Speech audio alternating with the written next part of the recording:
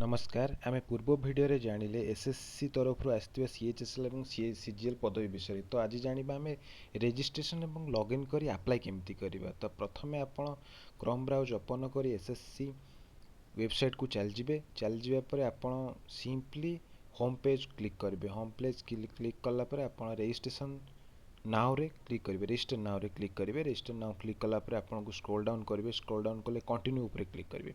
Continue click कला परे आपण को आधार नंबर, बापा का ना, माँ का ना, आपण का ना, कैंडिडेट नेम,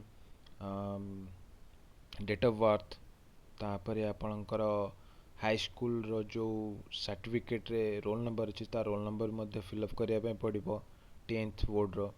तापरे आपणकर ईयर ऑफ पासिंग को वर्ष पास हेले, हाईएस्ट क्वाली लेवल ऑफ एजुकेशनल क्वालिफिकेशन माने केते जाय आपण पढी जंती ता डिटेल्स मध्ये फिलअप करिवे।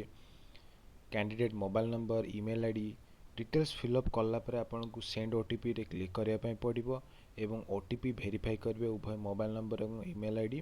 तापरे आपनकर रजिस्ट्रेशन नंबर जनरेट हला परे आपण सिंपली इजीली लॉगिन करि परिबे। धन्यवाद। जय हिंद।